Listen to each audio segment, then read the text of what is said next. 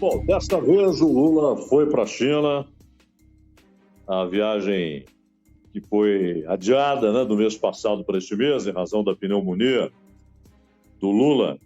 E interessante porque essa segunda viagem, ela será diferente do que teria sido essa viagem agora. Essa segunda delegação brasileira terá um ambiente diferente, serão circunstâncias diferentes e haverá uma concentração maior nos temas políticos do que teria havido se o Lula tivesse embarcado em março, quando mais de 100 pessoas foram para a China, mas basicamente foi uma viagem comercial, né?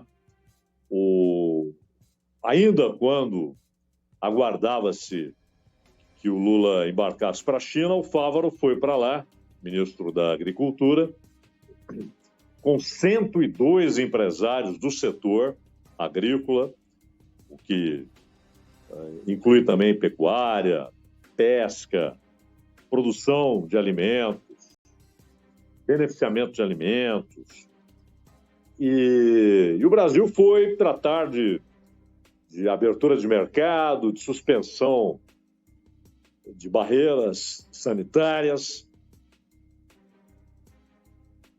E, além disso, houve também uma delegação, uma parte da delegação, que era composta por representantes da indústria.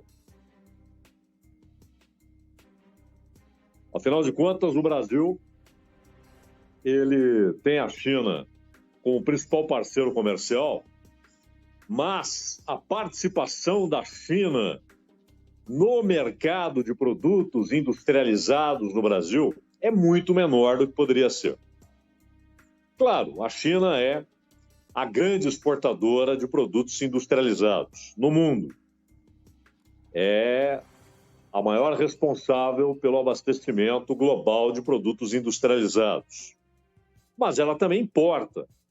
Importa dos Estados Unidos, importa da Alemanha, importa do Japão, importa de Israel produtos industrializados.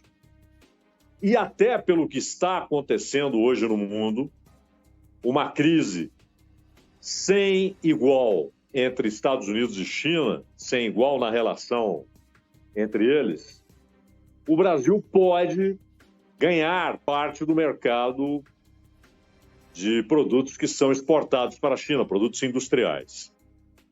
Comida e minério, o Brasil é o grande abastecedor da China, não o único, é óbvio, mas também outros exportadores importantes têm hoje problemas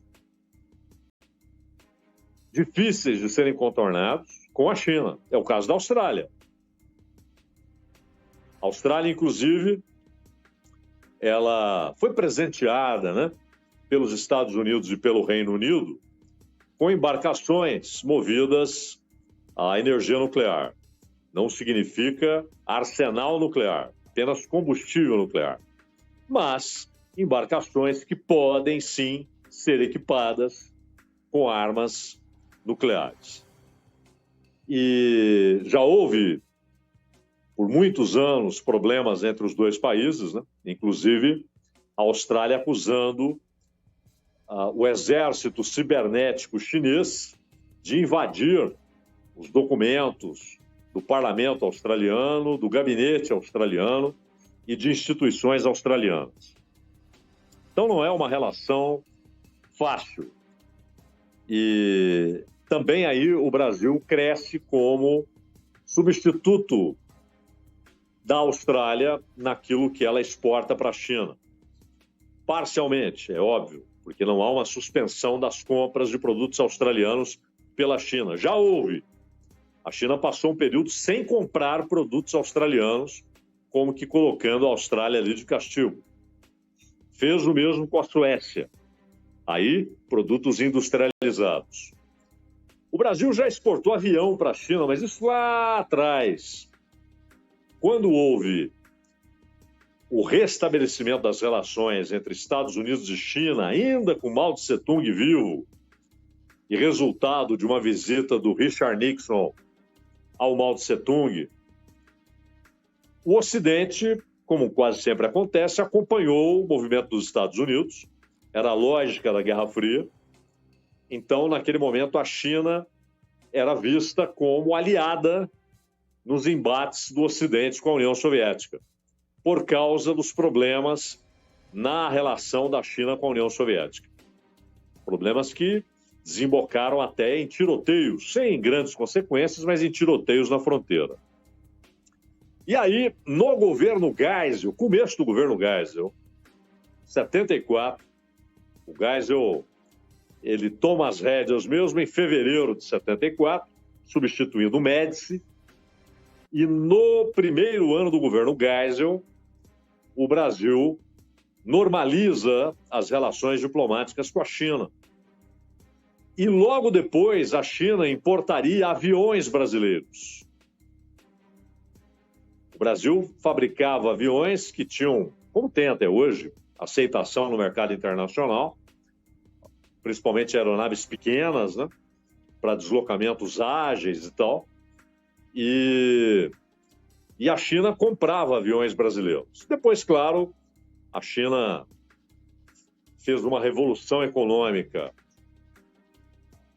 e é difícil encontrar paralelo, né? Pelo tamanho da revolução, pelo que ela significou e a transformação naquela revolução desencadeada e conduzida a maior parte do tempo pelo Deng Xiaoping, a China, de um país muito pobre, e isso superdimensionado pelo fato de ter uma população gigantesca. Então, essa revolução econômica faz daquele país pobre a segunda economia do mundo.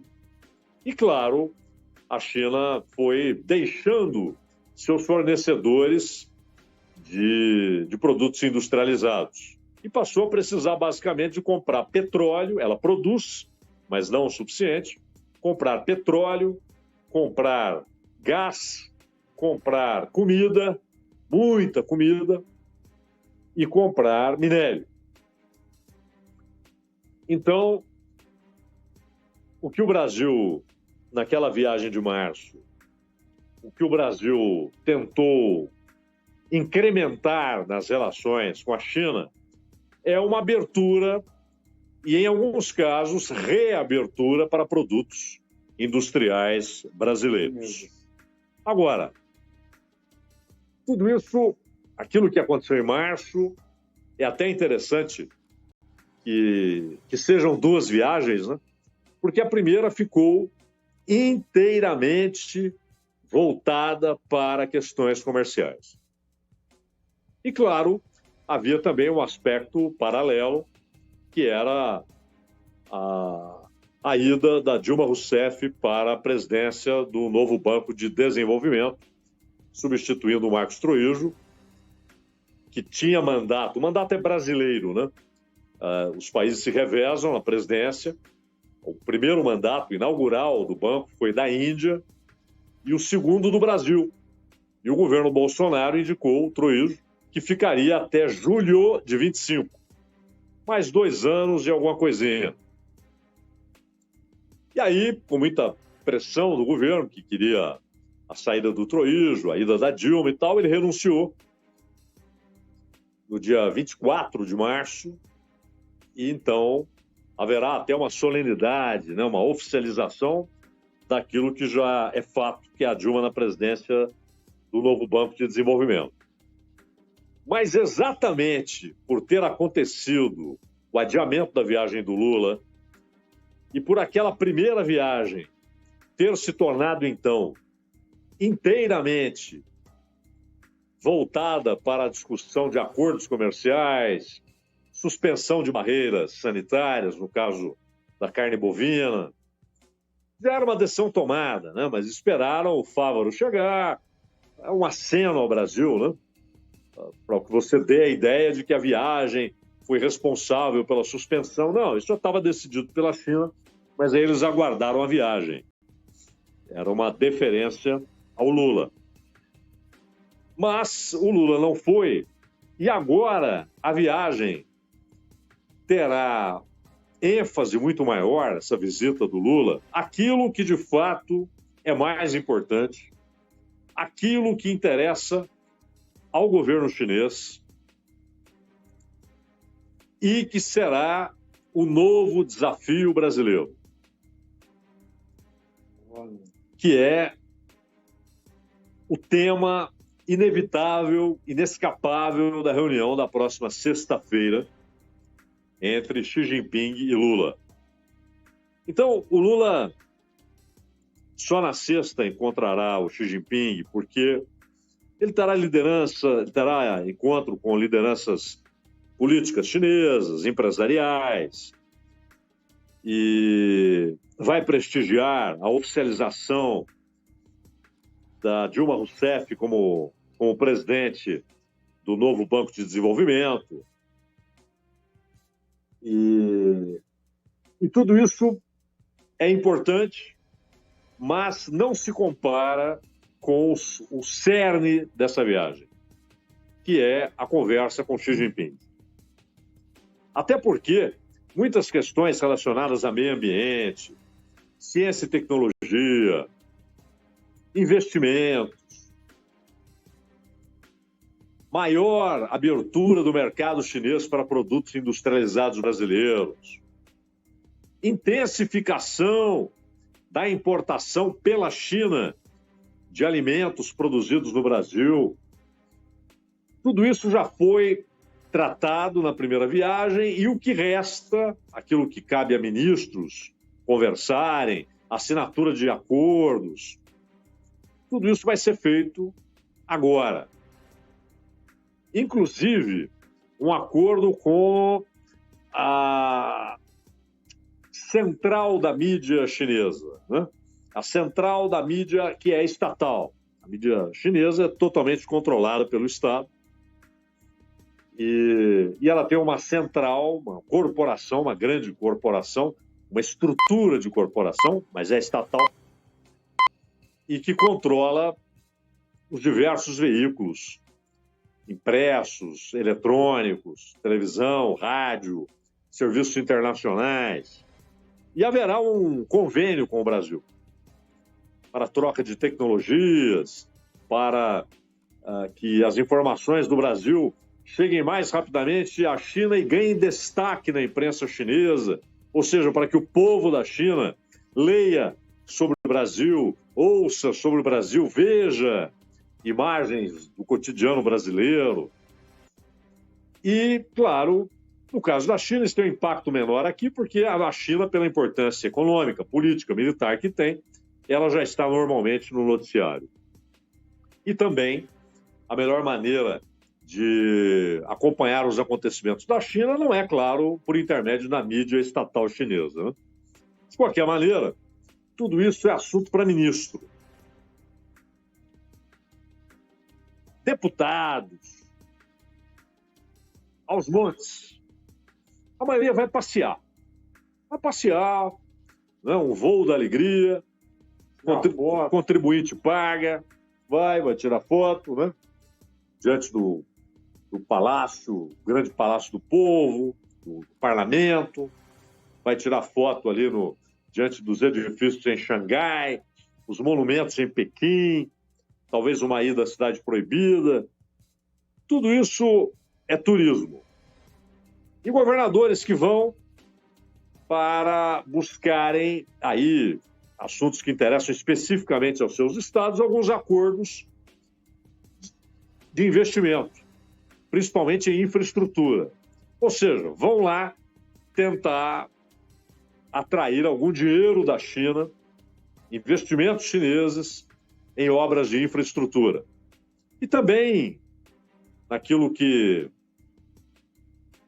hoje carece de investimento e que expressa a incompetência do Estado brasileiro na área de saúde, na área de educação e também, claro, na infraestrutura, rede de esgoto, né? Rede ferroviária, estrutura portuária, armazéns. Os governadores vai o Jerônimo Rodrigues, da Bahia, o Eumano de Freitas, do Ceará, o Carlos Brandão, do Maranhão, o Helder Barbalho, do Pará, a Fátima Bezerra, do Rio Grande do Norte. Eles vão buscar recursos lá, vão tentar atrair investimentos chineses. Então, tudo isso é a parte. Ministros, está lá a Marina, está lá a Luciana Santos, que é da Ciência e Tecnologia, o Alessandro Silveira, de Minas e Energia, o Paulo Teixeira, que é Desenvolvimento Agrário, o Wellington Dias, Desenvolvimento Social, a Margarete Menezes, da Cultura, o Fávaro vai de novo, o Haddad, mas o Mauro Vieira é óbvio, né? Porque ele é o chanceler, tem de acompanhar o presidente numa viagem tão importante. Mas na sexta-feira será Xi Jinping, Lula e tradutores. E é interessante porque, até pelo temperamento do Xi Jinping, né? Ele é um sujeito mais introvertido. Alguém pode dizer, não, os chineses são assim. Não, Deng Xiaoping não era assim, Jiang Zemin não era assim, Hu Jintao não era assim. Hu Jintao, expansivo, Zemin, muito expansivo. Né? E o Deng Xiaoping, que era um lavrador de frases, né? Aquela velha tradição chinesa, que vem, na verdade, da influência do pensamento de Confúcio na sociedade e na cultura da China, as frases proverbiais, né, lapidares. E o Deng Xiaoping, ele tinha frases monumentais, né? Mas um cara muito diferente do Mao, era um cara muito mais afável e tal. O Xi Jinping, que até é um sujeito que tem muito contato com o mundo, ele estudou nos Estados Unidos, o pai dele foi detido durante o obscurantismo da Revolução Cultural do Mao Tse-tung, foi detido como revisionista, levado para campos de reeducação, que era o menor problema, né? Muitos eram levados para campos de extermínio. E o próprio Deng Xiaoping foi preso, acusado de propagador de ideias burguesas e tal. Só foi recuperar o seu prestígio, a sua posição política, a sua importância na história da Revolução Chinesa, depois que o Hua Guofeng que assumiu o poder, não como presidente. O Xi Jinping, ele é mais introvertido, não é de diálogos muito largos, né?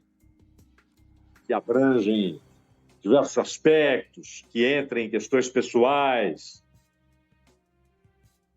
E ele certamente não vai fugir às características da sua personalidade pela importância do encontro. Mas ele vai abordar o Lula a respeito de guerra na Ucrânia, a crescente, absurdamente crescente tensão entre China e Estados Unidos, por tabela China e Ocidente, a Rota da Seda, a nova Rota da Seda, que basicamente é o seguinte: a China sai pelo mundo fazendo investimentos de bilhões e bilhões de dólares em infraestrutura, em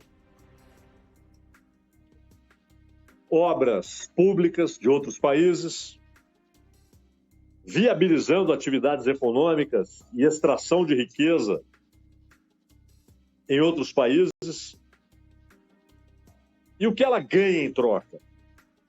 Bom, primeiro, como investidora, ela tem participação financeira em eventuais ganhos. Mas o mais importante, ela ganha influência política, força política. Só que, quando isso foi desenhado, a China tinha uma relação amistosa com os Estados Unidos, uma relação amistosa com a Europa Ocidental, com o Canadá.